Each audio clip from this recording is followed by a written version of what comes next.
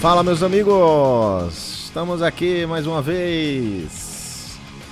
Mais uma aula maravilhosa. Vamos chegando, vamos chegando. Deixa eu aparecer aqui, tirar essa música. Já foi a nossa introdução, agora iremos aparecer. Sejam muito bem-vindos. Estamos aqui mais uma vez com uma convidada especialíssima, a doutora Bárbara Valente, que foi jurada também agora no nosso desafio Via Aérea. Estivemos juntos lá. Foi um desafio bem legal. Queria já desejar uma boa noite para a doutora Bárbara Valente, que é cardiologista.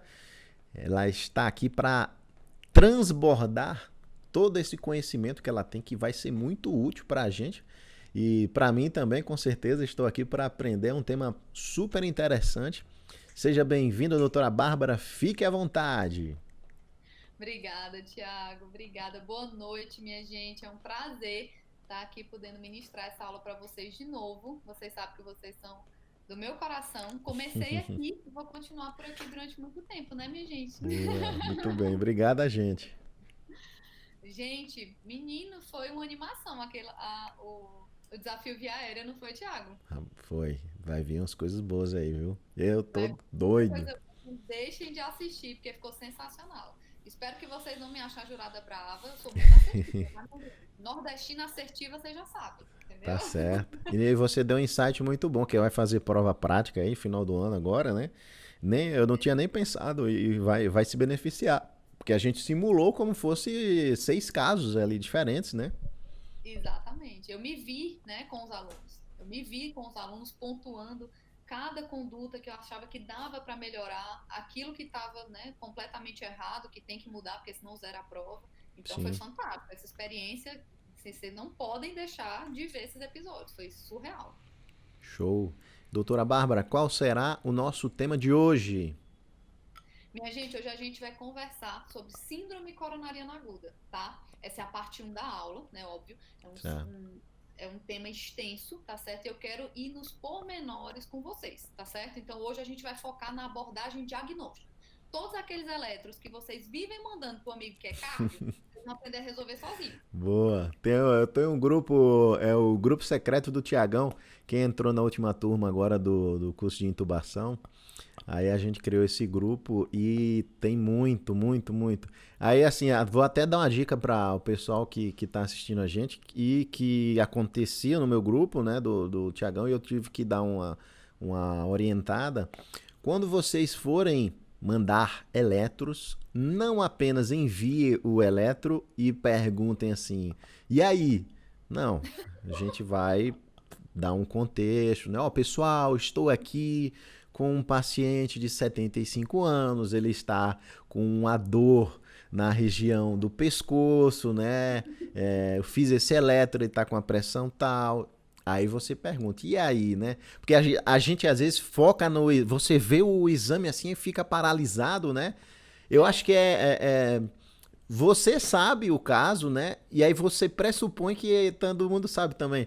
Mas lembre-se que às vezes a pessoa está num plantão, às vezes está em casa, às vezes está na academia e é bom fazer a contextualização, né? exato. E é engraçado você falar isso, Thiago, porque eu recebo muito isso, né? Inclusive, eu estruturei agora a minha mentoria, que eu vou abrir as vagas agora para Boa. minha mentoria, Olha que aí, eu meus quero amigos. na prática. E Ó, eu fiz justamente isso, né? Então, assim, eu trouxe eu quero trazer, né, os meus alunos para o cenário na prática. Como é que você faz hoje e como é que a gente vai lapidar isso para você poder fazer diferente e ofertar o melhor tratamento. Porque eu vivo recebendo eletro. Só que a pessoa manda assim, eletro, e aí, o que é? Gente, então. é fundamental, né? O quadro clínico é fundamental. Vai de um infarto a nada, vai de um infarto a pericardite, vai de um infarto a Takotsubo, vai de um Isso. infarto a uma miocardite. Então, o quadro clínico é fundamental, né? A clínica é soberana. Perfeito. E nós da comunidade não iremos fazer mais isso porque já estamos combinados. E nós seremos perpetuadores aí do eletro mais o caso clínico. É fundamental. Porque, assim, dependendo da idade, você já pensa em outras coisas, né? Se o cara é mais Sim, novo, você vai ter um raciocínio. Se é mais velho, você vai ter outro. Se é uma mulher que está na menopausa, você pensa uma coisa. Se já passou da menopausa, você pensa outra. Então, é como se você. A gente sabe, a clínica é soberana, o eletro vai ajudar, né? Mas a clínica norteia demais, né? E. Você trouxe aí o critério de Diamond Forrester, né?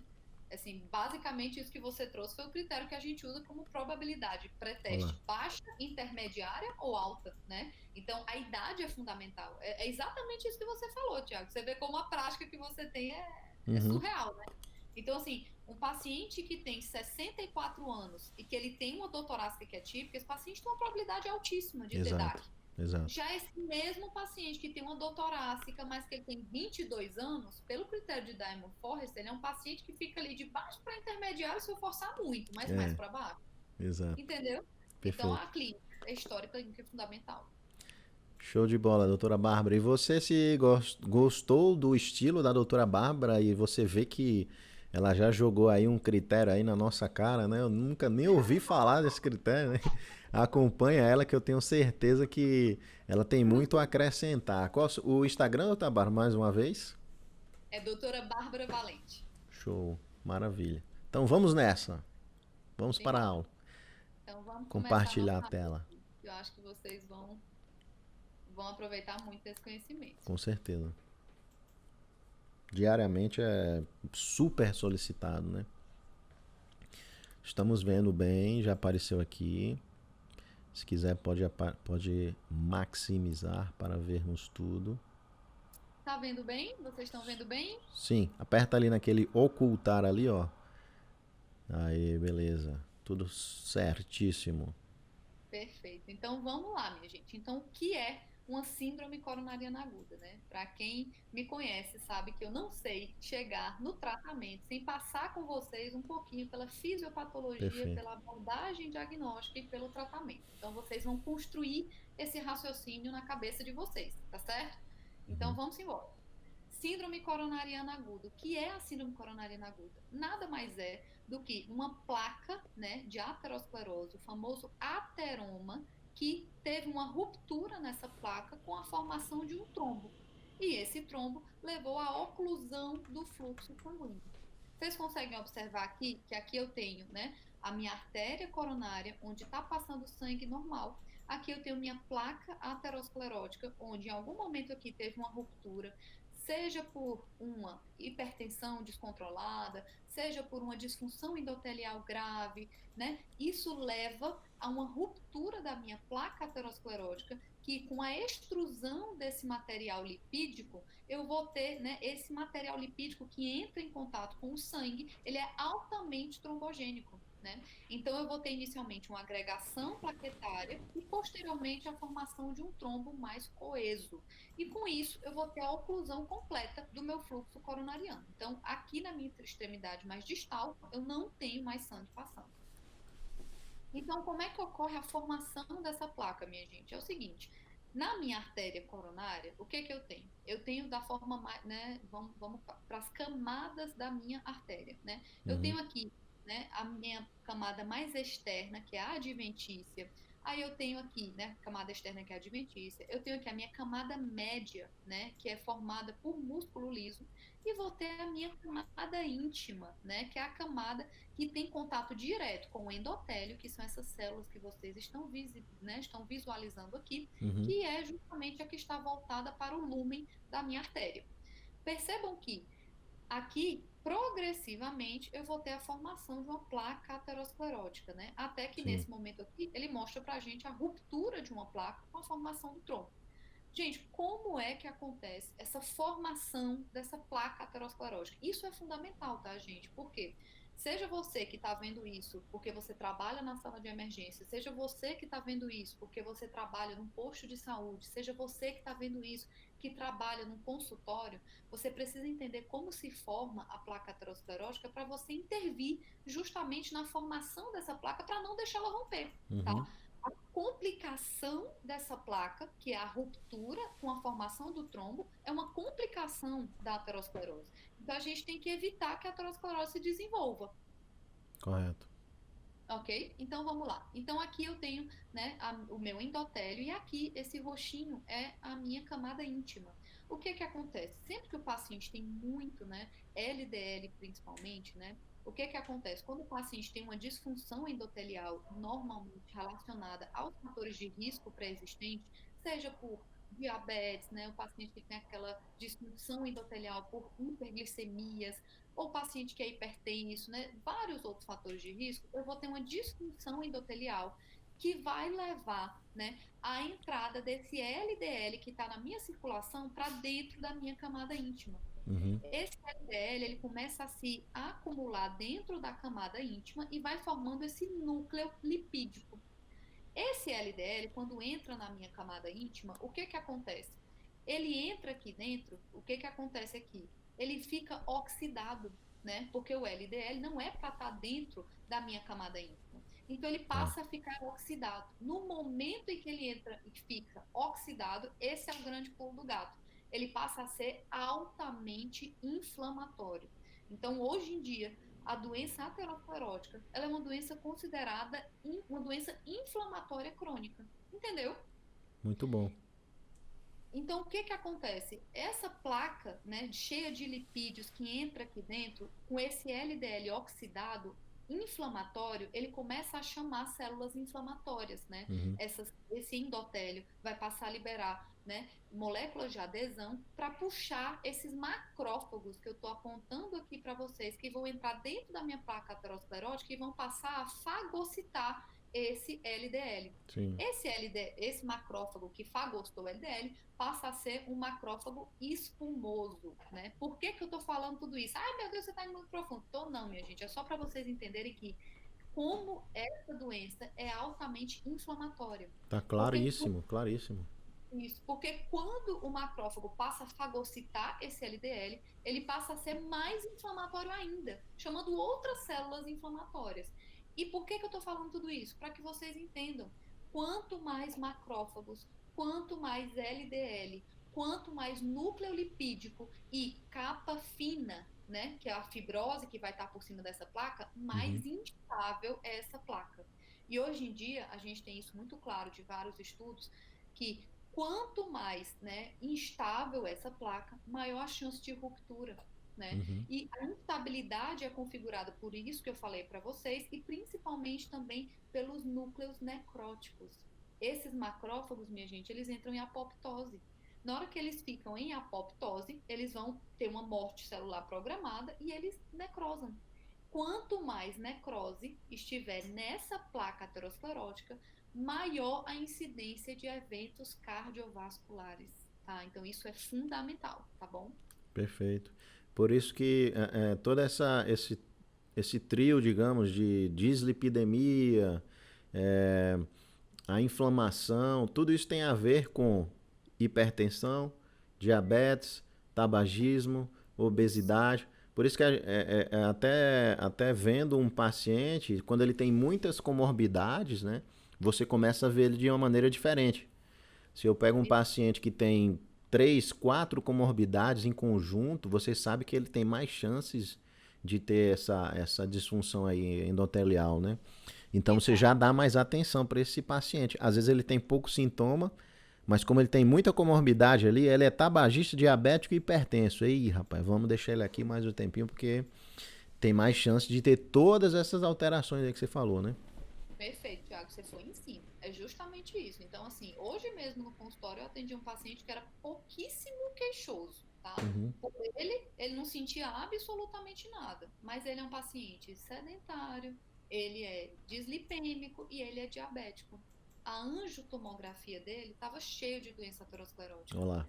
entendeu? Então, assim, é justamente isso que o Thiago falou. Quanto mais fatores de risco, maior o risco de disfunção endotelial, maior o risco de entrar LDL na camada íntima e maior a chance de ter aterosclerose. Perfeito. Perfeito?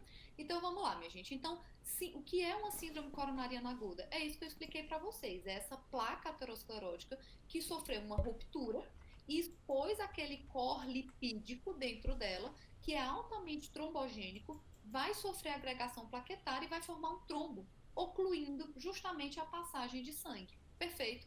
Uhum. Então, vamos lá. Síndrome coronariana aguda. Ela pode ser uma síndrome coronariana aguda sem supra que se subdivide em IAM sem supra ou angina instável. A gente vai conversar sobre cada definição dessa, tá bom? Tá. E a síndrome coronariana aguda com supra de ST, que é aquela famosa, né? Que tem o achado, né, eletrocardiográfico típico e que precisa ser tratado com urgência, né? Porque Uhum. músculo miocárdico, ele é tempo, né? Quanto mais tempo a artéria ocluída, maior chance desse paciente evoluir com insuficiência cardíaca. Ok. Então, síndrome coronariana aguda, a gente divide em síndrome coronariana aguda com supra de ST e sem supra de ST. Gente, o que que divide o que que diferencia uma da outra? É justamente o grau de oclusão. Se eu tenho uma artéria completamente obstruída, ela vai gerar o supra de ST. E se eu tenho uma artéria que não está obstruída, vocês estão vendo que tem a formação do trombo, mas por milagre de Deus, não houve, né, a oclusão completa da passagem de sangue. Então Uhum. ainda tem o fluxo sanguíneo chegando. Então isso, o que é que vai, né? Isso vai ser o paciente que tem uma síndrome coronariana aguda sem supra, que pode ser infarto sem supra ou angina instável. E o que que diferencia um do outro? É justamente as enzimas cardíacas, né? Então, assim, quando o paciente tem uma síndrome coronariana aguda com supra de ST, ele vai ter um eletro com supra de ST. Quando o paciente tem uma síndrome coronariana aguda sem supra de ST, ele não vai ter supra. A gente vai conversar que o eletro pode ser completamente normal, tá? Em até 1/3 dos casos, ou ter alguma alteração isquêmica. Mas o Uhum. que vai diferenciar é que não tem supra. Não tendo supra, é a síndrome coronariana aguda sem supra. E o que vai diferenciar um infarto sem supra de uma angina instável é a troponina elevada. Tá. Quando eu tenho uma troponina elevada e eu não tenho supra, é um IAM sem supra. Quando eu tenho uma dor torácica que não tem supra e não tem troponina elevada, é uma angina instável. Perfeito? Perfeito. E até para você que está escutando, para refinar, agora você já pode colocar lá nas suas hipóteses diagnósticas, né? Para você colocar de uma maneira bem acadêmica, você bota SCA com supra ou sem supra, né? Quem ler depois já fica mais antenado, né? Tem gente que vai botar, ela bota infarto, mas assim, Isso. é bom ser específico, né? É, com certeza, até porque isso leva, né, a condutas diferentes, né? Isso Sim. leva a condutas diferentes.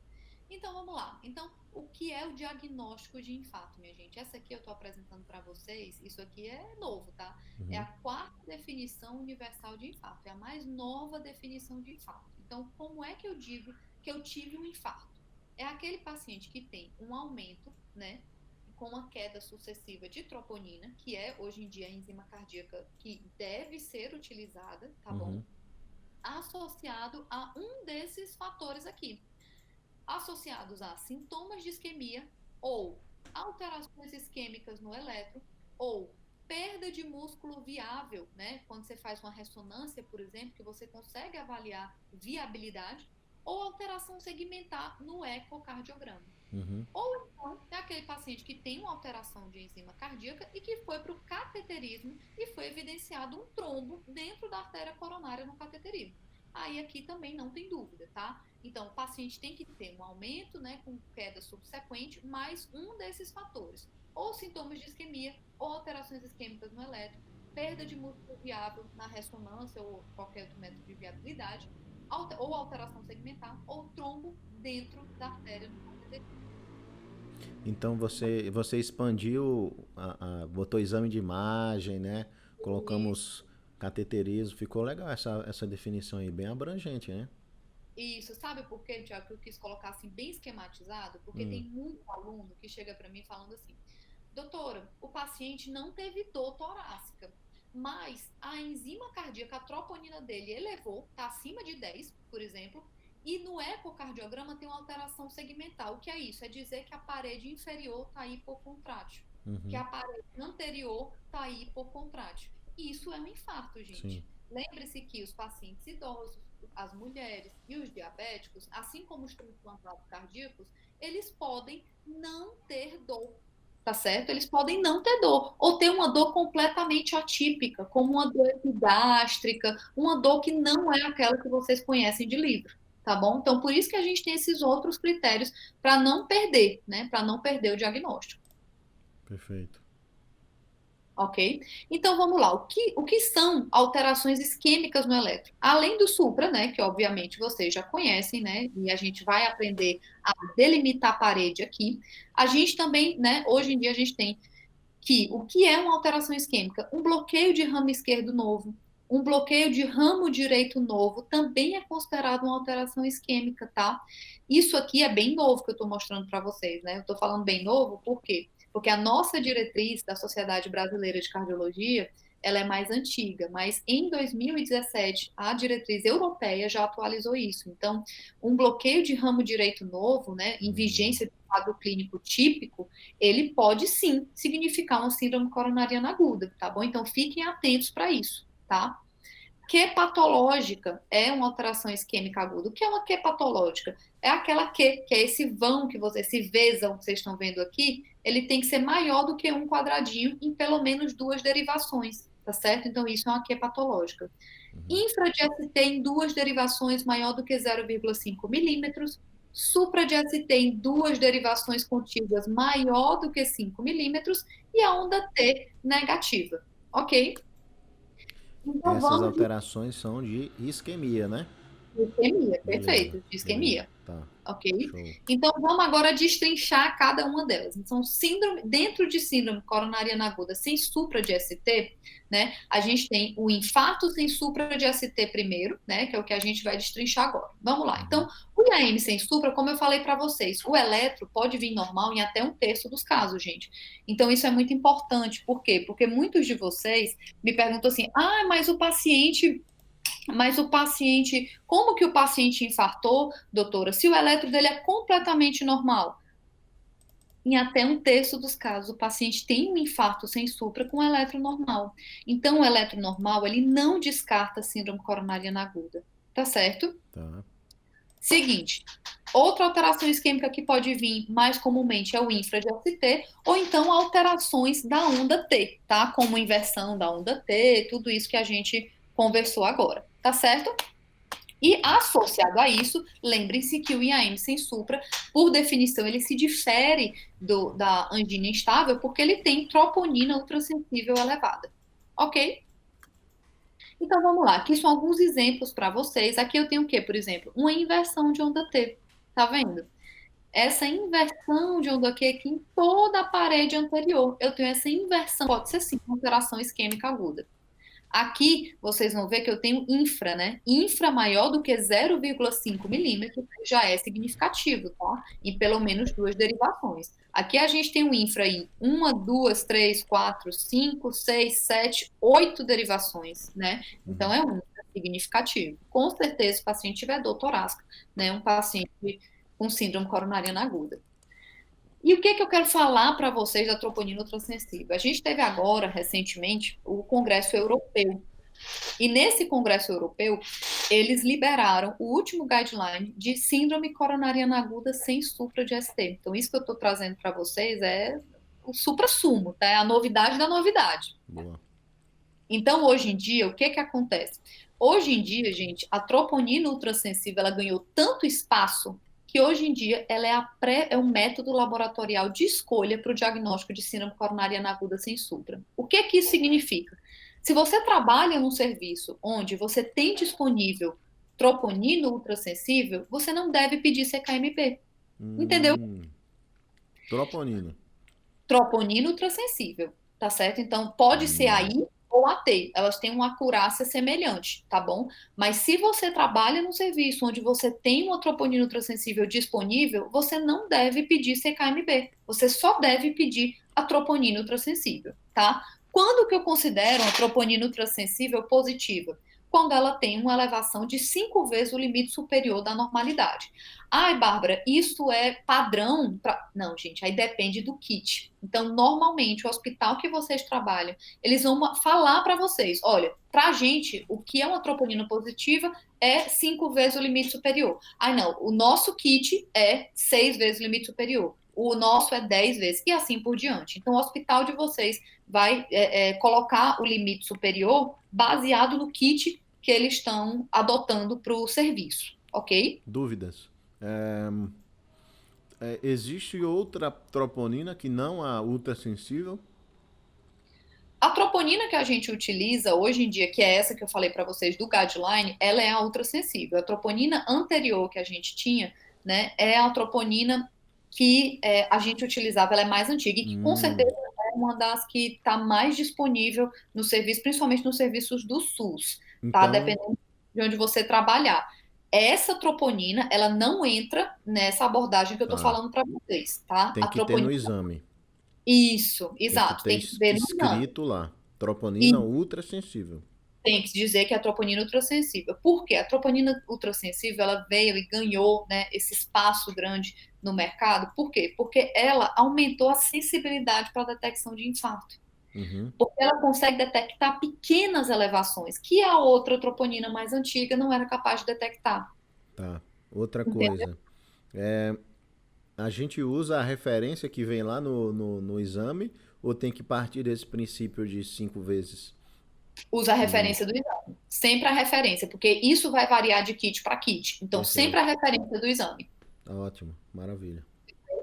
Então, o que que eu queria conversar aqui com vocês? Quando a gente está diante de uma síndrome coronariana aguda sem supra, isso é uma aula à parte, tá, gente? Mas Uhum, só para pontuar isso para vocês não deixarem de ter esse conceito na cabeça. Quando o paciente tem uma síndrome coronariana aguda sem supra, é aquele paciente que não vai ter supra no eletro. Ele vai ter um eletro que pode variar de normal até algumas alterações isquêmicas inespecíficas, ok? Mas a tá. enzima cardíaca dele é o que vai dar o diagnóstico do pulo do gato para vocês.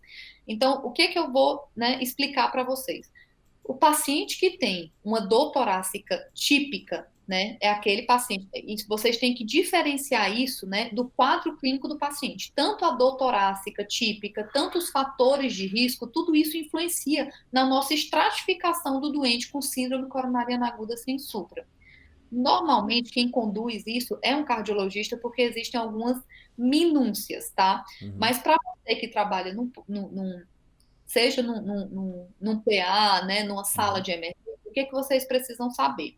Que o paciente que tem mais de 6 horas de dor, que tem uma dor torácica que não seja de alto risco, um paciente que não tenha um quadro clínico de alto risco, não tenha muitos fatores de risco, se ele tem mais de 6 horas de dor e tem uma troponina ultrassensível negativa, isso seria suficiente para que você, né, liberasse esse paciente para uma avaliação ambulatorial precoce, tá? Para realizar um teste não invasivo precocemente. Ou até mesmo você poderia internar esse paciente para fazer essa avaliação. Mas é aquele paciente que, por exemplo, não precisa ir para o cateterismo de urgência. Entendeu? tá. Mais Então, de 6 horas. isso, mais de 6 horas.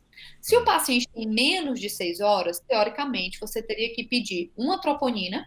Vindo negativa, você pede uma nova troponina com 3 horas de diferença. Dando negativo, você também não precisaria internar esse doente com estratificação mais invasiva.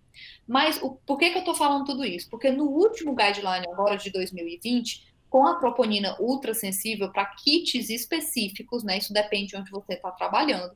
Você pode diminuir esse intervalo de 3 horas para até 1 hora, entendeu? Então, isso para grandes centros é uma vitória muito grande, né? Porque você diminui o tempo de internação do paciente, você diminui o tempo de espera, tá certo? Mas eu Tá. confesso para vocês que isso não é uma receita de bolo. Normalmente, quem conduz esses casos são cardiologistas, porque a gente precisa ter esse feeling do paciente que tem uma dor torácica mais típica, que tem um fator de risco, que você, mesmo que a enzima vinha negativa, você tende a internar. Entendeu? Entendi. Perfeito. Então vamos ver o que é uma angina, né? Então, o que é uma angina? É aquela dor, né? Ou desconforto retroesternal, ou pode ser, né? Também na região pré-cordial, desencadeado pelo exercício físico ou estresse emocional, que alivia com repouso ou nitroglicerina. Uma angina típica e definitiva é quando você tem esses três critérios. Uma angina atípica é quando você tem dois desses critérios. E uma dor torácica não cardíaca é a presença de apenas um desses critérios.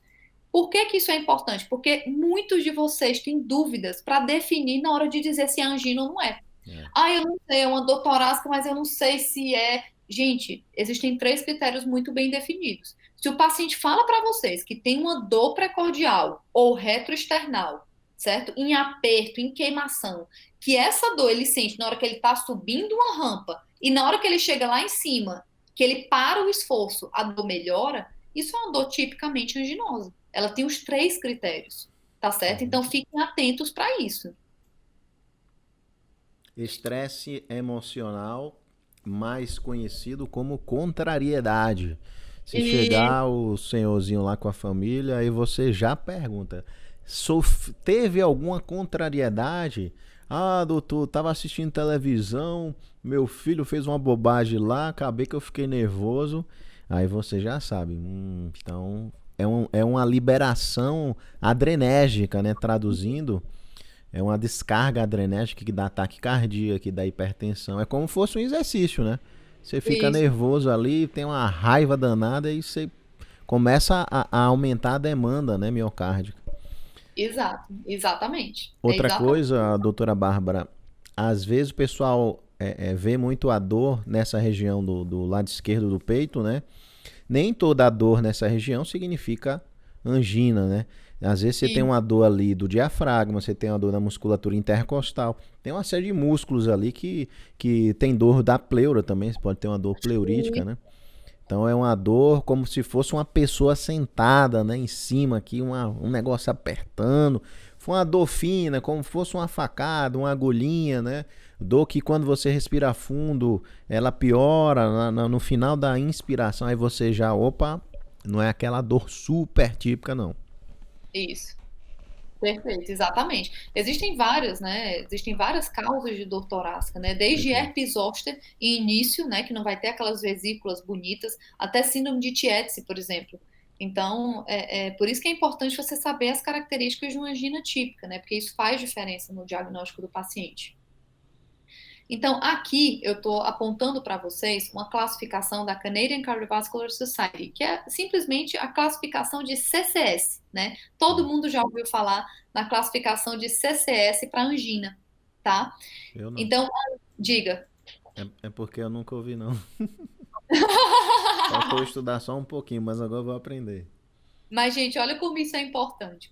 Porque a angina, ela pode ser classe 1, ou seja, aquele paciente que vai sentir angina quando ele faz um esforço físico prolongado, intenso e normalmente acima do Hum, habitual dele, tá? uhum, Então, aquele paciente que, por exemplo, é um pedreiro que trabalha todo dia ali, né, preparando o cimento, com a enxada e tudo, fazendo ali aquela preparação, e ele fala assim: não, doutora, eu só sinto dor quando eu vou correr uma maratona. Ele não está acostumado a correr a maratona, então, para ele, é uma angina CCS 1, hum. ok? Angina classe 2, o que é isso? É aquele paciente que passa a ter dor aos esforços habituais, é aquela angina ao caminhar ou subir escadas rapidamente. Então, é aquele paciente, novamente, o nosso paciente pedreiro, que chega para mim no consultório e fala: doutora, eu estou sentindo dor na hora que eu estou indo preparar a massa do cimento. Tá esquisito. Eu Uhum. trabalhava não sentia nada e agora eu estou sentindo dor fazendo meu esforço habitual. Isso é uma angina CCS 2. Ok. Angina classe 3, CCS3, é aquela quando o paciente começa a sentir dor aos esforços menores do que o habituais, como, por exemplo, subir um lance de escada. Ou seja, é aquele nosso paciente pedreiro que olha para você e fala assim: doutora, eu estou sentindo dor na hora de pegar um saco de cimento, doutora, pelo amor de Deus. Eu Uhum. pegava ali um saco de cimento, pegava era 10 sacos de cimento. Hoje em dia, eu pegando 2 sacos, eu estou sentindo aquela dor. É um esforço menor do que o habitual. Angina CCS3. Outra coisa que funciona muito tá tendo dor na hora de tomar banho? Isso é uma angina CCS3. Tá Tá. certo? São esforços mínimos, menores do que o habitual. E a angina CCS4 é aquele paciente que não consegue fazer nenhuma atividade física que tem dor torácica. É o Isso paciente aí. que tem angina em repouso, Uhum. tá? Por que que eu estou explicando isso, minha gente? Porque isso tem correlação direta com o grau de obstrução da coronária, tá bom? Não é à toa que eu coloquei essas 3 coronárias para vocês aqui, não. É porque Uhum. isso aqui tem uma correlação. Cada, né? É assim, normalmente o paciente tem pouquíssima obstrução, né? Uma obstrução ali acima de 50%, tá? O paciente tem uma angina classe 4 provavelmente está completamente ocluído, né? Só com circulação colateral, ou ele tem uma obstrução com fluxo de passagem de sangue mínimo, como, por exemplo, uma obstrução de 90%, Ótimo. tá? E agora discutimos sobre síndrome coronariana, né, sem supra, e agora a gente vai para angina instável, né? A gente falou do IAM sem supra e vamos para angina instável. Então, por que que eu expliquei tudo isso para vocês? para chegar na definição de angina instável. Agora, vocês Uhum. não têm desculpa de não saber mais definir uma angina instável. O que é uma angina instável? É aquele paciente que tem angina em repouso, ou seja, aquela dor que tem duração, aquela dor típica que tem uma duração de mais de 20 minutos. Ou uma angina de início recente, que é aquela dor precordial que começou de repente já aos mínimos esforços ou em repouso, ou seja, é uma angina grave, é uma angina recente, tá? Ou uma angina em crescendo, é aquele paciente que tinha aquela dorzinha no nosso pedreiro, que ele Uhum. tinha mais de 2 anos, a dor só quando ele ia correr maratona. Aí ele chega no meu consultório e fala assim: doutora, sabe aquela dor que eu tinha só quando eu ia correr maratona? Pois é, doutora, faz 2 semanas que eu tô sentindo essa dor para tomar banho. Ou seja, ele saiu de uma classe 1 para uma classe 3. Isso é angina em crescendo, entendeu? Então, Certo. isso é grave. Isso eu preciso avaliar, porque essa placa que era estável deve ter estabilizado. E agora nós vamos para a síndrome coronariana aguda com supra de ST. Eita, agora que é bom. Agora que é todo mundo que gosta. Vamos lá. Exato, que é o que vocês mais vão ver no cenário de emergência. Uhum. Então, o que que acontece? É aquele paciente que tem uma dor típica, que chega com supra no eletro e que tem aquela oclusão completa do fluxo coronariano, pelo, né, justamente o surgimento do trombo aqui.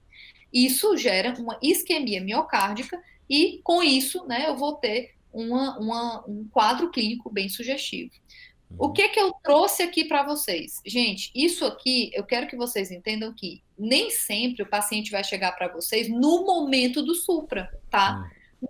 Primeiros minutos da oclusão coronariana, o que o paciente vai sentir é o quê? É simplesmente ele vai ter a dor torácica muito típica e vai ter essa onda T aqui bem apiculada, tá? Uhum. Simétrica, pontiaguda e apiculada. Então, por isso que eu sempre falo, quando o paciente, a clínica é soberana, minha gente. Vocês pegam um paciente que tem uma dor torácica típica, esse paciente precisa ficar em observação. Ah, mas o eletro não veio supra. Repete o eletro daqui a 15 minutos, daqui a meia hora, daqui a 1 hora. Uhum. Provavelmente não deu tempo ainda de aparecer o supra bonito, mas ele Perfeito. está nos primeiros minutos de oclusão. Dá um exemplo aqui para assim, para ninguém errar nunca. Se você eu falei aqui daquela dor empontada, né? Digamos que chegou um paciente que tá falando: "Doutor Tiago, eu tô sentindo aqui uma furada no meu peito esquerdo". Aí beleza. Agora, aí você, Tiago falou que isso aí é coisa de diafragma, né, de musculatura intercostal. Esse paciente é tranquilo. Depende, meus amigos. Se ele é idoso, se ele tem diabetes, pressão alta, é, é sedentário, se o pai dele já teve problema de coração, qual é a medida mais tranquila que você vai fazer? Você vai, seu José, você vai ficar comigo aqui a tarde inteira, tá bom? Porque a gente vai fazer vários exames aí. Eu vou pedir um exame de sangue, o senhor vai fazer 3, 4 eletros. Então, E, se você tem um paciente com policomorbidades, mas às vezes ele tá sentindo ali sei lá, uma epigastralgia assim, tá suando frio, uma coisa meio estranha, faz isso que a doutora Bárbara falou. Às vezes você não vai pegar no comecinho, né? Mas no decorrer do seu plantão você vai flagrar ali o real supra. exato. Então, assim, fiquem atentos para isso, tá, gente? Porque eu já vi muita gente comer bola por ser precipitado, tá bom? Exato. Então, se o paciente chega para vocês com orelha de coelho, com focinho de coelho, com passo de coelho, você vai dizer que é um cavalo? Vai mandar pra Então, fica casa. atento, né? É. Então, não manda para casa. Sejam prudentes, tenham calma, observem, né? O paciente tem todos os fatores de risco, como o Thiago falou. Tem uma dor típica, ai, meu eletro não veio supra. Observa, tem calma, repete esse eletro, tá Isso. bom? Eu acho Repete esse. o bom médico, a pessoa que sabe, é aquele cara que consegue olhar para um paciente e falar: não, esse daqui eu vou passar o dia inteiro em cima dele. E os outros Exato, 99% você sabe: não, isso aqui é tranquilo, tal, medicação intramuscular, não sei o que, dá alta, atestado. Mas vai ter um ou dois ali, ó, que você, eita, isso aqui não. Esse daqui ele tem alta chance de ter problema, então eu vou dar uma atenção especial. Não tem até nome esse princípio da equidade, lembrei agora da medicina preventiva. É você dar mais a quem precisa de mais, né? Se ele é um Exato. paciente mais idoso, você vai dar muito mais atenção do que um rapaz de 16 anos ali com a cefaleia, né? Que passa com a dipirona. Perfeito, exatamente isso, Thiago, exatamente. Tá? Então, assim, nos primeiros minutos da oclusão, você vai ter simplesmente uma T, né, bem apiculada, bem pontiaguda e simétrica. Isso precede o supra. Depois, nas primeiras horas da oclusão, você vai ter o supra propriamente dito, tá? Em seguida, né, depois de 12 horas da oclusão coronariana, você ainda vai ter o supra, mas já vocês viram o que que mudou aqui? Eu não tenho mais a onda R, né? É. Então eu tive amputação da onda R, ou seja, mais músculo miocárdico aqui já morreu, porque eu já tenho 12 horas de oclusão coronariana. Uhum. E a fase crônica é simplesmente quando fica a minha Q de necrose, onde a minha onda T, ela pode permanecer negativa ou ela pode retornar ao habitual, A ok? Q é patológica aí, né? Patológica. A Perfeito. QS. Mas o que vocês mais vão pegar na sala de emergência, que vocês não podem perder, é o supra, tá? Que são as primeiras horas de oclusão coronariana. Então vamos lá, vamos aprender a localizar o infarto? Então vamos lá. Quando a gente tem, né, o coração aqui, aqui é a minha aorta, tá certo? Onde eu vou ter o seio, né? O seio é onde vai sair o meu tronco de coronária esquerda e a minha artéria descendente anterior, ok? Uhum. E depois, né, o tronco bifurca em descendente anterior e em artéria circunflexa. Eu vou mostrar aqui para vocês porque eu consigo visualizar melhor a parede posterior, tá? Então, Uhum. no meu seio coronariano esquerdo, vai sair o meu tronco de coronária esquerda com a minha artéria descendente anterior. A artéria descendente anterior, ela irriga toda a minha parede anterior, Uhum. ok? Ok. A outra artéria que vai sair do tronco da coronária esquerda é a minha artéria circunflexa, que vai irrigar toda a minha parede lateral do ventrículo esquerdo e a minha parede dorsal, que vai aqui por trás. Tá. Aqui a seta está apontando o quê? Quem está saindo do meu, né, do meu seio aqui, né, do meu seio, do meu ósteo, né, o seio coronariano direito é a minha artéria coronária direita, com os Uhum. meus ramos agudos marginais, né? A artéria coronária direita, ela vai faz a dobra aqui pelo sulco interventricular, ok? Aqui é meu sulco, perdão, átrio ventricular, que é entre o átrio e o ventrículo, Uhum. e chega até a posição, né, até a minha parede posterior e vai descer pelo meu sulco interventricular posterior, dando origem ao meu ramo descendente posterior. Tá. Isso é justamente o que define a dominância da circulação, né? Em 85% das vezes, quem vai ter a dominância, né, da minha circulação coronariana no coração é a coronária direita, porque é ela que vai descer pelo sulco interventricular posterior e emitir o ramo descendente posterior.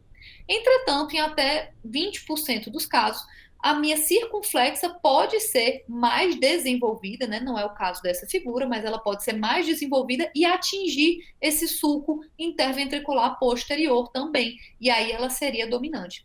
E em até 15% dos casos, eu posso ter uma codominância, onde eu vou Uhum. ter tanto a coronária direita como a artéria circunflexa como dominantes.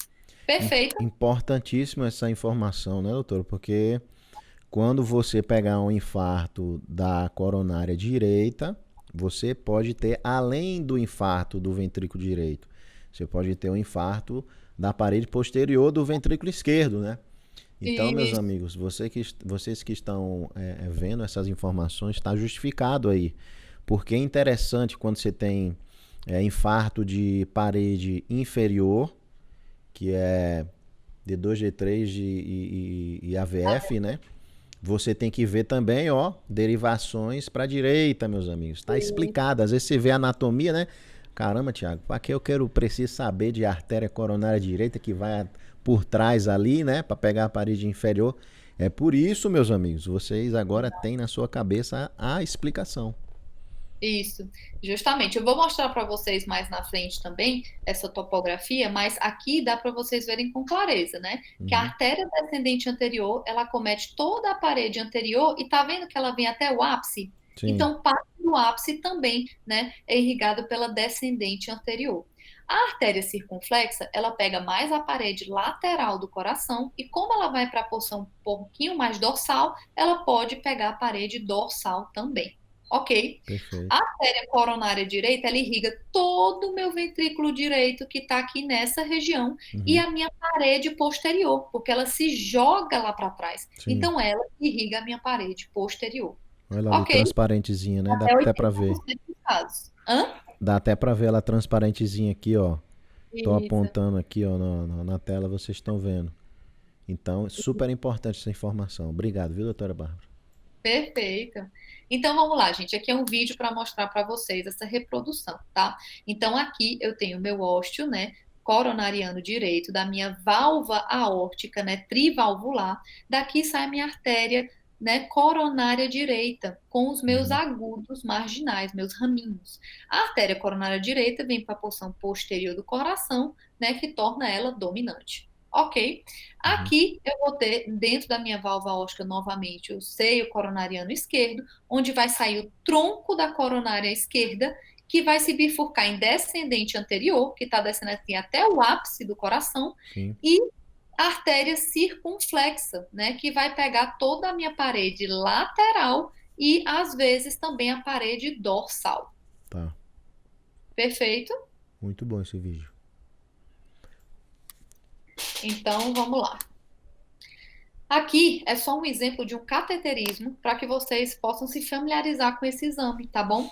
Então aqui vocês estão vendo que a coronária direita ela forma um C, Tô por vendo. isso cateterismo, quando vocês verem um C, é a coronária direita que está sendo visualizada. Pode ser até um D ao contrário, né? Que lembra D ao contrário, D direito. Sim, Um D para esquerda. boa, Ó, já Thiago. fiz uma associação já. Boa, mnemônica. Bom, aqui vocês estão vendo o quê? O tronco da coronária esquerda, que é justamente essa representação aqui. O tronco Hum, da coronária esquerda que se bifurca em descendente anterior, no cateterismo, e artéria circunflexa. legal. Bom, então, em termos de localização de parede, né? Eu já falei para vocês ali, mas vamos deixar aqui, né, escrito bonitinho para vocês. Quando eu tenho, né, um acometimento da artéria descendente anterior, eu vou ter um infarto anterior, porque pega toda a parede anterior do meu ventrículo esquerdo. Quando eu tenho acometimento da artéria circunflexa, eu posso ter um infarto lateral ou dorsal, porque a circunflexa pega a parede lateral do ventrículo esquerdo e a Sim. parede dorsal. Quando eu tenho um infarto da artéria coronária direita, em 80% das vezes, é ela que vai ser a responsável por um infarto na região posterior, Uhum. ok? Mas, em alguns casos, como eu expliquei para vocês, às vezes a circunflexa é que vai ser a dominante, que vai emitir a descendente posterior. Então, ela, que em 20% dos casos, pode dar um infarto inferior. Eu vou ensinar vocês mais para frente a diferenciarem pelo eletro se o infarto inferior foi quem foi a responsável? Foi a artéria circunflexa ou foi a artéria coronária direita? Legal. E a artéria coronária direita é a grande responsável pelo meu infarto de ventrículo direito, tá certo? Ótimo. Então, vamos lá. Aqui é só para vocês entenderem as derivações, né? V1, V2, V3, V4, V5 e V6, tá? Que são as minhas derivações aqui pré-cordiais, né? Por isso que a gente fala, né? Que V1, V2, V3, V em mais, né? É o que ele está mostrando aqui. Quando eu tenho acometimento de V1, V2 e V3, é mais anteroseptal. Quando eu tenho acometimento de V1, V2, V3, V4, até V5 e V6 é mais a parede anterior. Uhum. Quando eu tenho V1, V2, V3, V4, V5, V6, D1 e AVL, a gente, né, a gente tem um acordo de realmente denominar como anterior extenso. Isso é Tá. a localização do supra, tá? Que eu tô falando para vocês. E se eu tiver um supra de V7, V8 ou V9, é um infarto com supra de parede dorsal, onde a responsável é a artéria circunflexa, tá? Só volta, Então, por favor, doutora, que eu quero mostrar um negócio pro pessoal. Quando eu era estudante, né? Quando eu comecei a fazer estágio na emergência cardiológica, dos livros eu só sabia que existia a V1, a V6, D2, D3, AVL, AVR, né? AVF. mas saiba, se você ainda não foi informado disso, eu acho importante falar que existem as derivações posteriores, né? Que é E- V7, V8, que é só você colocar eletrodos ali mais para as costas do paciente, né? E aí você tem Isso, uma visão na parede posterior. E também existem as derivações V3R, V4R. Tem V1R, V1R, V2R, V3R. É como você colocasse o eletro para o lado direito do paciente. É a mesma coisa. Sendo, exato. sendo que aí você faz aquele mesmo caminho aqui, ó, que esse bonequinho tá, o V1, o V2, o V3, você faz ao contrário, você faz para o lado direito. E aí você está fazendo o eletrocardiograma do coração direito. E quais são os mais importantes? São esses, ó, V3R, V4R. Então aí você triou todo o coração. Você consegue mostrar para qualquer pessoa todas as áreas do coração. E aí ser super específico. Tá muito bom Isso. esse slide. Isso, é exatamente isso que a gente faz mesmo, Thiago. Eu vou explicar mais na frente qual é a indicação de você pedir essas derivações a mais, né? Legal. Que é o V3R e o V4R e o V7, V8 e V9, né? Que não apareceu aqui na figura. Bom, Uhum. quais são essas indicações? Normalmente é quando você tem infarto inferior, porque aí é a artéria coronária direita. Né? Então, quando você tem um supra de D2, D3 e AVF, que configura um infarto inferior, quem é a responsável? É a artéria coronária direita. Uhum. Então, você precisa, a artéria coronária direita é a grande responsável pela irrigação do ventrículo direito. Então, você precisa fazer V3R e V4R para descartar que não tenha associado o infarto de ventrículo direito. E Uhum. você também deve fazer V7, V8 e V9 para descartar que não tenha tido acometimento também da parede dorsal, tá certo? Então a gente sempre faz.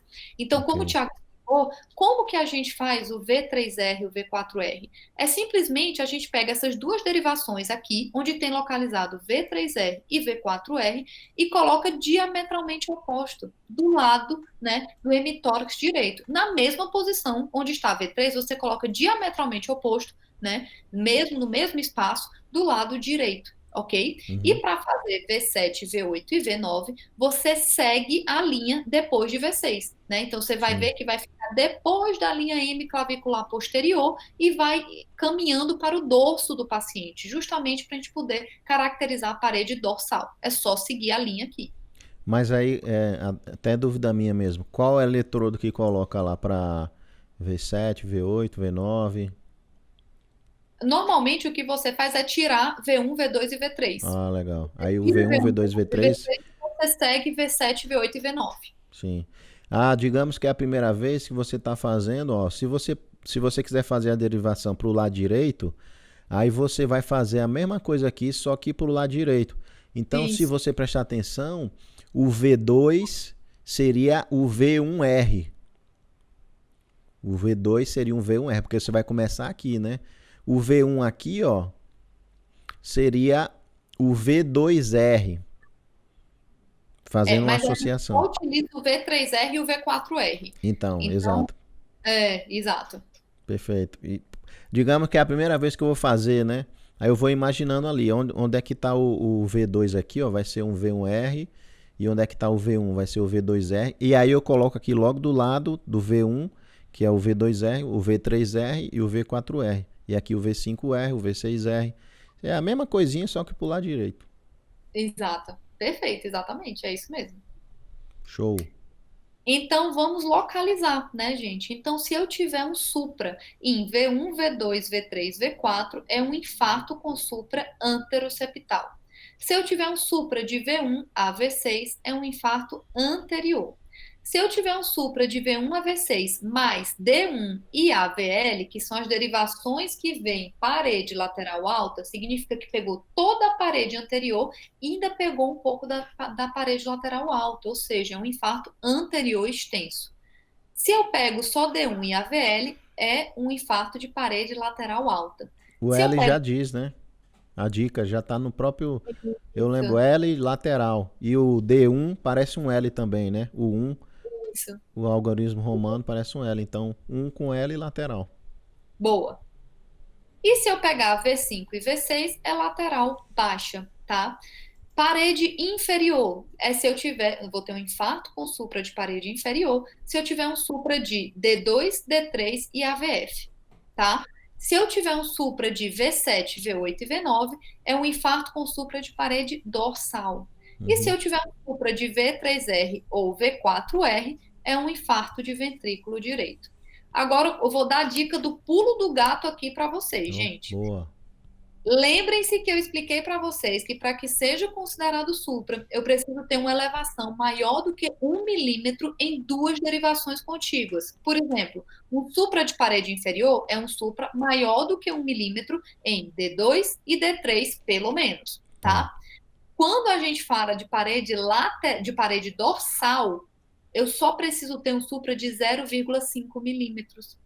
Por que que eu estou dizendo que isso é o pulo do gato? Porque eu canso de receber caso de paciente, de médico ou né, ou de paciente que fala, nossa, mas eu tava com uma dor típica, ou uma médica já falou isso para mim.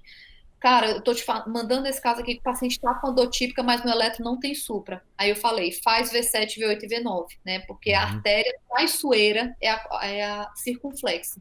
Ela é a nossa artéria traiçoeira. E é ela que vê parede dorsal, que não Tá. aparece no eletro normal de 12 derivações. Ele só vai aparecer se você fizer V7, V8 e V9. Aí eu mandei ela fazer o eletro e tinha um supra de 0,5 milímetros. E eu falei para ela, isso é supra de parede dorsal, você precisa trombolizar. Ela não tinha hemodinâmica no local. E ela falou para mim, eu não vou trombolizar, pelo amor de Deus, é 0,5 milímetros, é muito pequeno. Ela desconhecia o critério, Não entendeu? assistiu sua aula. Hã? Não assistiu sua aula. Não assistiu a aula, entendeu? Então. Então, assim, quando se fala de parede dorsal, o supra positivo é considerado acima de 0,5 milímetros, tá certo? Fiquem atentos para isso, para não deixar passar um supra de artéria circunflexa. Muito bom. Eu acho que como tá mais perto ali, né? Isso. Lembre-se que a parede dorsal, ela fica um pouco mais distal do coração. Quem é que está ali de frente com o gradil costal? É o ventrículo direito. Uhum. Aí vem o septo, depois o ápice do ventrículo esquerdo, ou seja, a dorsal é muito distante. Então, para ela, basta 0,5 milímetros, Ótimo. ok? E lembrem-se que parede dorsal é sempre a artéria circunflexa, que é a artéria safada que engana muito médico por aí. Então, fiquem atentos para isso. Podemos falar também uma nomenclatura de infarto de parede posterior ou é melhor falar dorsal? Ou tanto Não, faz? posterior, quando a gente fala de parede inferior, realmente é a artéria coronária direita em até 80% das vezes, que é aquele, né, supra de D2, D3 e AVF. Aí, hoje em dia, essa supra de V7, V8 e V9, a gente classifica como parede dorsal, para Ah, legal. Entendi. Não sabia, não. perfeito, Ótimo, ok? ótimo. Então, simbora treinar, minha gente. Agora eu já Vamos. dei toda a clínica para vocês, já expliquei direitinho, já ensinei vocês a localizar, então vamos embora, vamos treinar Vamos. agora. Então, aqui o que que vocês estão vendo? Eu tenho um supra de D2, né? Eu tenho um supra de V2, V3, V4, V5, V6, AVL e D1. Uhum. Vocês lembram que infarto é esse?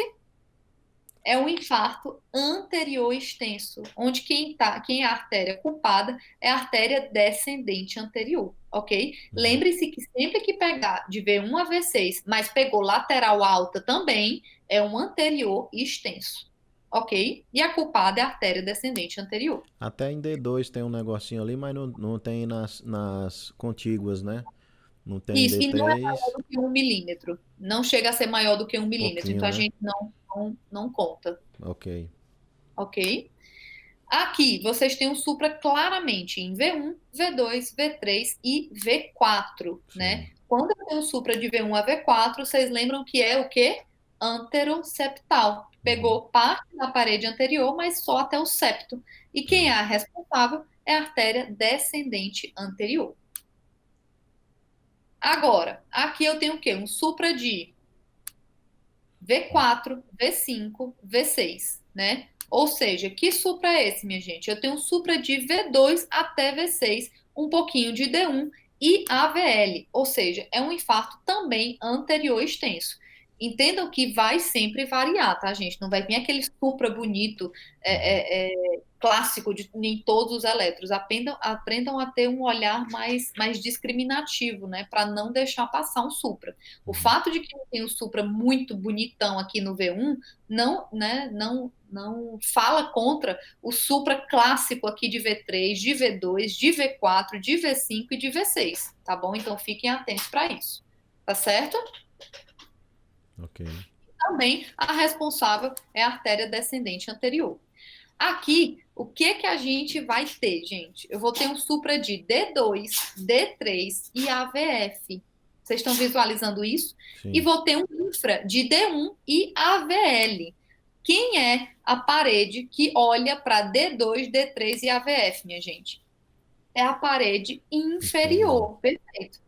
Então, a parede inferior, ela em 80% dos casos, é irrigada por que a artéria que a gente conversou, a artéria coronária direita. E aí teremos que... E aí teremos que o quê? Tiago já antecipou aqui, né? A dica do pulo do gato, né, Tiago? Uhum. Sempre que você evidenciar um infarto inferior, você precisa fazer as derivações de ventrículo direito, que é V3R e V4R, e de parede dorsal, tá? Para não deixar passar um acometimento de parede dorsal, que seria V7, V8 e V9. Em que outro cenário a gente precisa realizar V7, V8 e V9? Quando eu tenho infra de V1. Entendam que o V1, ele é uma imagem espelho da minha parede dorsal. Então, às vezes, um infra de V1, ele significa um supra de V8 e V9. Então, além de pedir V7, V8 e V9, quando você tem um infarto de parede inferior, sempre que você tiver um paciente com dor torácica típica que tem um infra em V1, fiquem atentos que pode ser a imagem espelho de um supra em V8 ou V9. Ó, aqui, a gente pediu, né, naquele nosso paciente com infarto, com supra de D2, D3 e AVF, a gente foi lá, foi esperto, e pediu V4 e V3R. E eu tenho supra, né, de V4 e V3R. Então, eu tenho um acometimento também de ventrículo direito. E, além disso, né, aqui no V7 e V8, eu também tenho supra. Então, eu tenho um acometimento de parede inferior, ventrículo direito, e parede dorsal. É um infarto gigantesco, né? E isso muda, né, a como você vai conduzir esse paciente. Como você vai conduzir um paciente com infarto inferior é totalmente diferente de como você vai conduzir um paciente com infarto inferior mais ventrículo direito. A hemodinâmica do paciente é diferente, tá? Ambos, né, com o supra vão precisar ser reperfundidos, mas o acompanhamento hemodinâmico desse paciente é diferente. Ok? Então vamos lá. Aqui a gente tem o quê? Tem um infra de V1, V2, V3. E tem o supra de V6, D2, D3 e AVF. Então vamos por partes. Se eu tenho supra de D2, D3 e AVF, eu tenho um infarto inferior. Perfeito. Se eu tenho supra de V5 e V6, eu peguei também a parede lateral. Então, eu posso denominar um infarto inferolateral. Ok? Só que, além disso, minha gente, eu tenho um infra de V1, V2 e V3. O que eu acabei de explicar para vocês? Que, às vezes, um infra em V1, V2 ou V3 pode ser simplesmente o quê? A imagem em espelho, né? Então, um infra pode ser uma imagem em espelho de um supra em V8 e V9. Então, na verdade, aqui, a denominação correta seria um infarto ínfero-látero dorsal, onde a responsável é a artéria circunflexa. E como é que eu vou diferenciar a artéria culpada no infarto inferior, né? Quando eu tenho, né, lembra que eu expliquei para vocês que no infarto inferior, 80% das vezes é a coronária direita, mas como é que no eletro eu consigo fazer essa diferenciação? Se o supra de D3 for maior que o supra de D2 e eu tiver um infra de D1 e AVL, é mais sugestivo de coronária direita. Se eu tiver um supra de D2 maior que o supra de D3, com supra de V5, V6, D1 e AVL e supra de parede dorsal, é mais sugestivo de circunflexo. Vamos ver isso na prática. Olha aqui. Aqui o que é que eu tenho? Eu tenho supra de D2, D3 e AVF, mas o É. supra de D3 é maior que o supra de D2 e Uhum. está associado a um infra de D1 e AVL. Ou seja, isso é um infarto com supra inferior, onde provavelmente a artéria acometida é a artéria coronária direita, tá? Supra de D2, D3 de AVL, F, que é inferior, com Isso. o infra da parede lateral, digamos assim, que é D1 e AVL, né? Da parede lateral alta. Perfeito. E Beleza. o supra de D3 é maior que o supra de D2. Isso Tá, sugere acometimento de coronária direita. ok. Quando eu tenho um supra de parede inferior, onde o supra de D2 é maior que o supra de D3, e eu tenho, além disso, supra de V5, V6, D1 e AVL, aqui a AVL não está muito típico, Não. mas D1, D1, isso sugere o quê? Um infarto ínfero, né, lateral, causado por artéria circunflexa, ok? Então aqui eu tenho um infarto inferolateral, onde a causa foi, né, provável artéria culpada e artéria circunflexa, porque o supra de D2 é maior que o supra de D3, e além disso eu tenho o supra de V5 e V6 associado, e D1. Ok. Aqui eu vou ter o quê, minha gente? Aqui eu tenho o supra de D2, D3 e AVF, e tenho o infra de D1 e AVL. Que Uhum. artéria é essa, minha gente? Só pode ser um infarto inferior causado pela artéria coronária direita, porque eu tenho o supra de D3 maior do que o supra de D2 e ainda tenho o infra de D1 e AVL associado. Então, um infarto inferior, onde provavelmente a artéria acometida é a artéria coronária direita. Tá. Pegaram isso? Sim. Só uma observação, doutora. Diga. Eu lembro que existem pacientes que têm digamos assim, um leve supra ali, V2, V3, né? E Hum. de vez em quando a gente recebe, geralmente é um paciente jovem que não tem muito perfil, né? Isso. Então, Normalmente é um paciente jovem que não tem muito perfil e varia muito com a idade. Então, assim, se o paciente tem menos de 40 anos, ele precisa até ter mais do que 2,5 de supra. Então, o critério de supra é maior, porque você pode ter esse supra, né? Mas é totalmente fisiológico no paciente jovem, homem, principalmente. excelente. Agora a gente vai para os supras que geram mais dúvida, né? Que é associado ao BRE. Agora, se você quiser beber uma água, É. que isso aqui é a maior causa, né, de erros dentro da sala de emergência no infarto com supra. Naquele paciente que já tem um bloqueio de ramo esquerdo, como que eu identifico o infarto nesse paciente? Então, vamos lá. O paciente que tem bloqueio de ramo esquerdo, a gente já espera que ele tenha um QRS alargado maior do que 120 milissegundos. Ele, só por ter bloqueio de ramo esquerdo, ele já vai ter um supra normal de V1, V2 e V3, que normalmente está associado a onda T positiva e assimétrica, e ele vai ter um infradesnível de ST da onda T negativa em V5, V6, D1 e AVE. Vamos mostrar como é que isso funciona. O paciente que tem bloqueio de ramo esquerdo normal, ele não está infartando aqui, tá? Uhum. Ele já vai ter fisiologicamente o quê? O QRS alargado, maior do que 120 milissegundos, ele vai ter esse supra, né, de V1, V2 e V3, né, com essa onda T aqui pontiaguda, e Uhum. ele vai ter um infrazinho que pode vir de V5, V6, D1 e AVL. Vocês estão vendo essa inversão aqui? Sim. Isso é fisiológico do bloqueio de ramo esquerdo.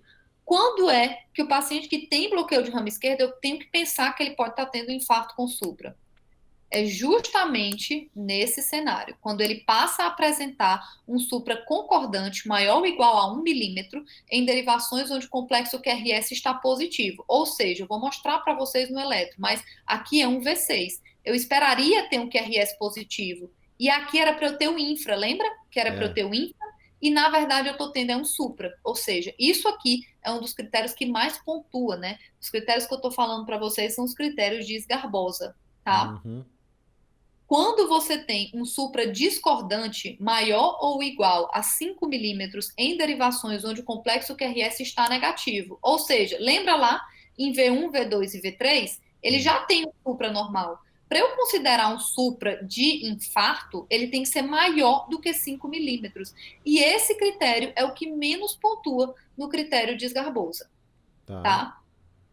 Ou então eu tenho que ter um infra maior ou igual a 1 milímetro em V1, V2 e V3. Ou seja, que aonde Hum, eu esperaria, lembra? V1, V2 e supra. V3 era para eu ter um supra. Se eu estou tendo um infra, é porque está tendo uma alteração de repolarização completa. Provavelmente é um infarto mesmo.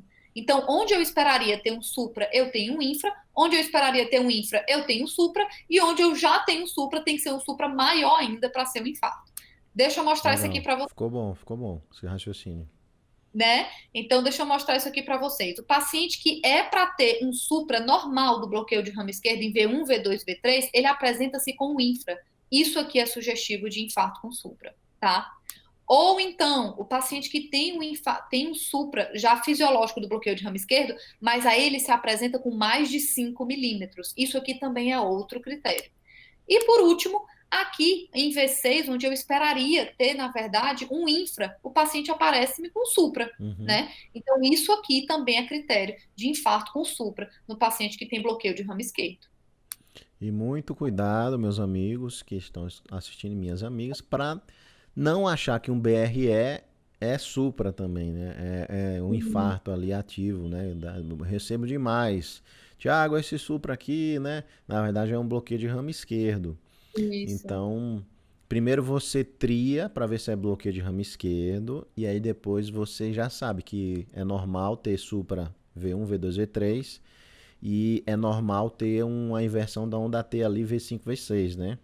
E aí você isso, vê se sai desse padrão. Saiu desse padrão, é BRE mais infarto. isso, exatamente. Perfeito, Thiago. Esse caso aqui que eu vou contar para vocês foi de uma colega que mandou para mim, porque ela diz que o paciente chegou com a dor torácica típica, fez esse eletro, e o médico que visualizou, ele era um médico recém-formado, pelo que ela me informou, e que ele não tinha tanta experiência, né, no cenário. E daí ele fez um eletro, visualizou o eletro, disse que não tinha nenhuma alteração isquêmica e deu alta para o paciente. Esse paciente retornou 4 horas depois, morto, dentro de uma ambulância. Uhum. Então, assim, qual foi o problema aqui? É justamente isso que eu expliquei para vocês, para que vocês não cometam esse erro, tá?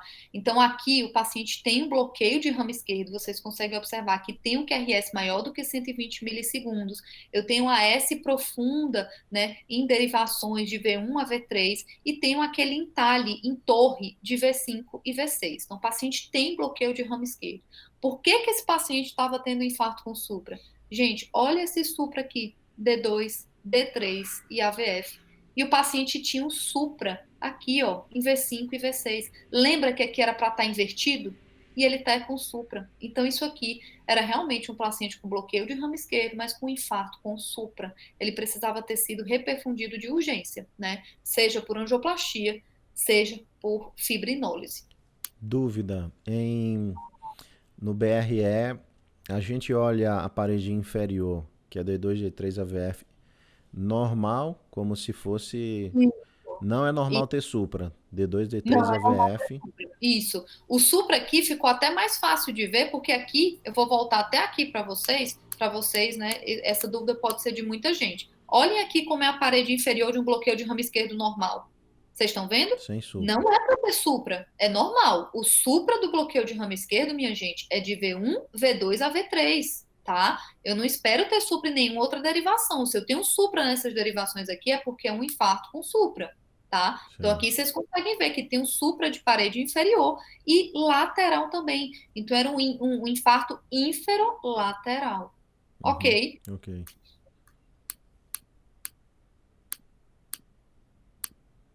Então, e esse aqui, né, é um outro quadro de uma paciente minha, que eu peguei no hospital que eu trabalho. Essa paciente tinha 85 anos de história prévia, ela só era dislipêmica, tá? Ela chegou com a dor torácica típica. Qual foi o pulo do gato? Esse eletro aqui. Vocês estão vendo alguma alteração nesse eletro? Fala aí pra mim. O que é que você Deixa eu acha, ver. Tiago? Tá vendo alguma alteração desse eletro? Vamos ver aqui. O QRS não tá muito legal, né? Tá meio Uhum. largado. E o que a gente observa aqui, Tiago? No AVR.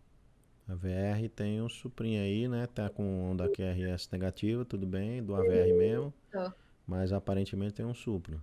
Isso, perfeito, Thiago. O que que me ajudou nesse caso, gente? O eletro da paciente sem estar em vigência de dor. Eu vou voltar aqui para vocês evidenciarem. Olha para a AVR e olha aqui para o eletro dela, o mesmo AVR sem ter dor. Vocês estão vendo? Ela trouxe de casa. Apareceu agora. Isso, exatamente. Ou É, seja, mudou. esse supra aqui em AVR apareceu agora. Eu tenho um supra de AVR associado ao quê, gente? A um infra de V2, V3, V4, V5, V6, D2, D1 e AVR. Que condição é essa? Isso é mais uma condição que eu mostro para vocês, onde nesse paciente com dor torácica aguda, ela tem indicação de cateterismo de urgência, é mais um eletropegadinho, né? Quando o paciente tem supra de AVR com infra de mais de 8 derivações, isso significa que o paciente tem provavelmente uma doença de tronco de coronária esquerda, que é muito grave, ou tem uma doença triarterial, ou seja, tem 3 ou mais vasos acometidos, tá? Mas esse Então, aí tá. Foi difícil esse aí, viu? Bem discreto, né? exato, mas é por isso que eu trouxe para vocês. Eu sou Uhum. cardiologista, então, né, isso para Sim. mim é algo que eu vivencio. Mas por que que eu trouxe para vocês? Porque isso pode aparecer para vocês, gente. Isso se chama isquemia circunferencial, tá? Então, quando isso aqui é contemplado nos guidelines, é isso que eu estou falando para vocês. Isso aqui é do ESC, tá certo? Do ESC de síndrome coronariana aguda com supra, tá? Quando você tem uma alteração elétrica que não é tão típica, né? Por isso que ele fala atípico, né? Uma Uhum. alteração eletrocardiográfica com sintomas de isquemia, né? Qualquer dessas alterações, incluindo a que eu estou mostrando para vocês, supra de mais de 1 milímetro, né? Em AVR, mais infra de maior ou igual a 8 derivações, isso sugere acometimento triarterial grave ou lesão de tronco de coronária esquerda. Essa minha paciente, eu levei ela direto para o cateterismo. E eu vou falar para vocês o que deu o cateterismo dela. Ela tinha uma circunflexa fechada, ela tinha uma descendente anterior com lesão de 90% e tinha uma coronária direita com lesão de 80%. Ela era uma triarterial grave. Uhum. Tá? É. Então, não esqueçam esse padrão. Supra de AVR com infra de mais de 8 derivações, tá? Isso configura gravidade. E aqui, por último, eu quero mostrar para vocês mais um eletro que vocês me perguntam muito lá no Instagram, tá? Quando o paciente tem uma alteração aqui, né, de onda T, vocês estão vendo esse plus-minus, né, de onda T em parede, né, aqui justamente nas derivações precordiais, você tem na onda T um componente positivo e um componente negativo. Um Uhum. componente positivo e um componente negativo.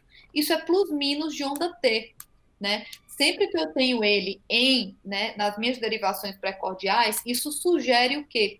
Isso, né, de V2 a V4, isso sugere uma lesão grave de artéria descendente anterior proximal, tá bom? Isso se chama síndrome de Wellens. Ela foi diagnosticada em pacientes assintomáticos com esse achado, tá? Então, os pacientes não tinham dor, né? Mas foi evidenciado esse achado e mais de 90% desses pacientes tinham, né, na coronariografia, quando eles iam para o cateterismo, eles tinham lesão grave de artéria descendente anterior proximal, e esses pacientes que não foram tratados evoluíram com maior mortalidade. Então, esse achado, a síndrome de Wellens, né, que vocês veem muito, vocês me perguntam muito, isso tem implicação tanto de mortalidade, tá, como de morbidade, tá bom? Eu achava que esse era o padrão strain de Não, hipertrofia, né? não, o padrão de strain de hipertrofia, né, quando você tem uma sobrecarga ventricular esquerda, Uhum. essa inversão de onda T, ela é uma inversão de onda T assimétrica e ela é mais localizada o quê? Em V5, V6, talvez um pouquinho em D1 e AVL, mas nunca em V2 a V4. Isso aqui é parede anterior. Legal, não sabia. Muito interessante. Perfeito? Isso é a chamada síndrome de Wellens. Tá bom, minha gente? Pois Show. finalizamos aí a primeira parte da nossa aula. Vocês viram que teve muito conteúdo, né? Muito conteúdo para vocês sedimentarem. Deem uma lida nisso, para vocês sedimentarem isso, para vocês não errarem mais isso, tá certo? E depois a gente vai aprender a tratar tudo isso juntos também na próxima aula. Maravilha. Muito show, viu, doutora Bárbara Valente? Excelente aula. É, informações da vida mesmo, né? Pra quem Sim, tá ali, pra várias pegadinhas aí, né? Que a gente não vai cair mais. Eu acho que foi uma sim. aula. Eu aprendi muito, viu? Tem informações aí que pra coletar isso daí não é brincadeira, não, viu? É. Meus amigos, se vocês quiserem aprender mais com a doutora Bárbara, tá o Instagram dela, doutora Bárbara Valente. Vocês vão se deparar lá com conteúdos nesse nível, assim, com muita qualidade, para ajudar vocês, né, na prática mesmo, de trabalhar, né? E é o que a gente foca mais aqui, né? De Uhum. focar na parte de. Se quiser apertar aí, para a apresentação, focar na vida real, que às vezes a gente fica muito na teoria ali, acaba.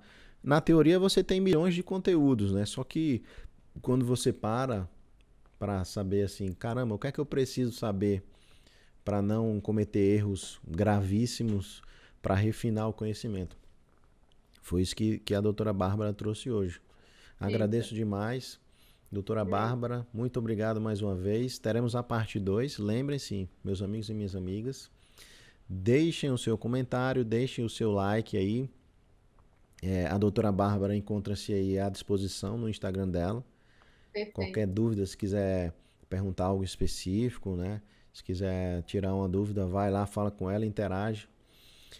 Tá aberto aí o canal para você a todo momento, viu, Bárbara? Fica à vontade. Obrigada, Thiago. Foi um prazer, como sempre, viu? Adoro a comunidade, adoro você. Você sabe que você pode contar comigo se que você quiser, viu? Show, agradecemos. Tenham tirado bom proveito da aula. Aproveitem. Se tiverem dúvidas, me mandem lá no Instagram, que eu tenho o maior prazer de responder, tá bom?